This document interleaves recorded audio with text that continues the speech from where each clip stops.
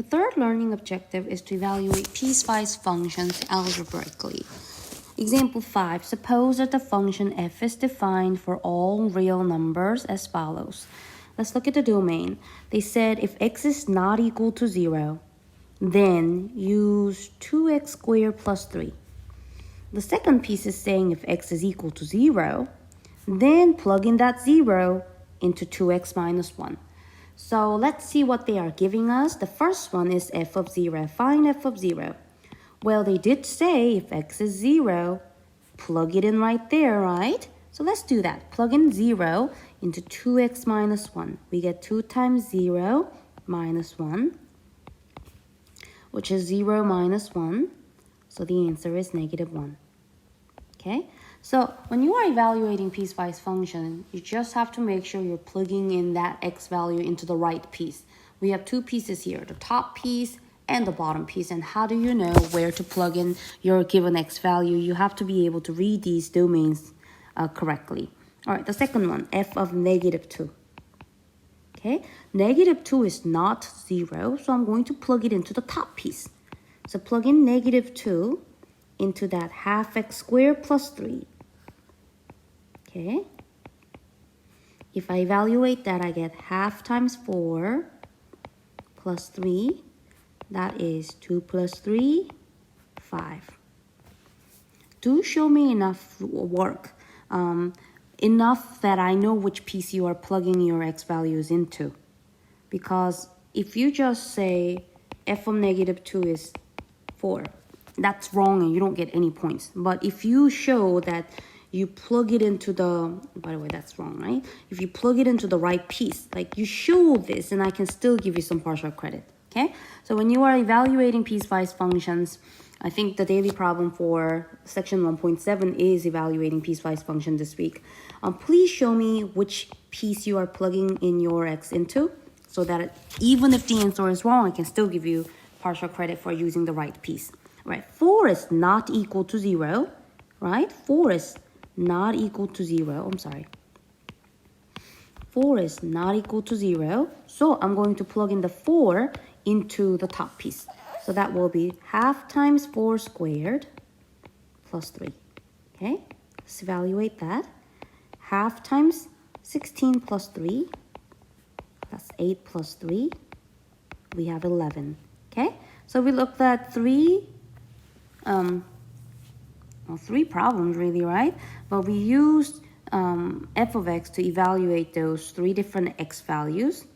This one was a little different because they were saying if x is 0, use the bottom. If x is not 0, then use the top. But you're going to most likely see inequalities. So example 6 is what I have. This is similar to what you're going to do for me on the daily problem. So it's a three-piece. But what you're going to have to start with is definitely you need to make sure that you understand the domain. Okay? So I know you know how to read inequalities, but I'm going to go ahead and write some. Okay? If x is bigger than or equal to 3,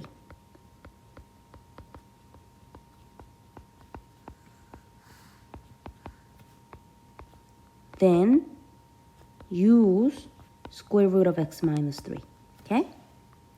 If x is, all right, let me do the top one first.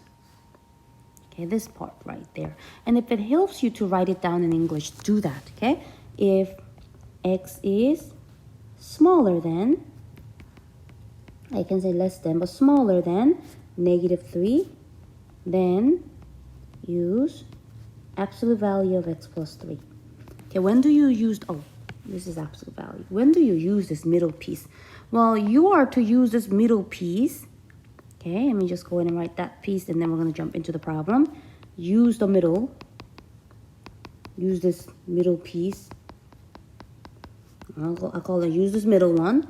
If x is in between, what number and what number? Negative 3 and 3. And one more time, okay? If you see, if it says x is greater than or equal to negative 3, right? And x equals negative 3 because of that bar underneath. All right. So any number that they throw at us, we know where to plug in using these three the pieces, 3 pieces. So, all right, the first one, they're giving you f of negative 3. F of negative 3, okay? Because of this right here, which says negative 3 is less than or equal to x. In other words, x is greater than or equal to negative 3. We know that we're using this middle piece. So we're going to plug in negative 3 into that quadratic expression. So it's negative times negative 3 plus 3 squared minus 2. What's that going to be? That is negative times 0 squared minus 2.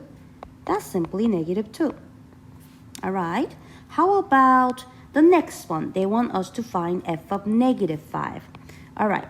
F of negative 5, because negative 5 is smaller than negative 3, I'm going to use the absolute value function.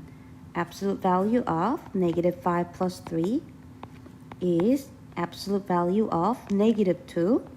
And how far away is negative 2 from 0? Just 2. So f of negative 5 is 2. All right, last one. They want you to evaluate f of 7. 7 is bigger than or equal to 3, right? It's bigger than 3. So we're going to say that f of 7, we can plug in the 7 into that square root function. So that will be square root. My husband. All right, it's, oh my goodness. I need to learn how to turn off this. Anyways, that's going to be square root of 4. So, oh my goodness. This is going to be just 2. So I think that's enough for this one. I'm going to go and turn off that notification setting, and I will be right back, and we will be graphing some piecewise functions together.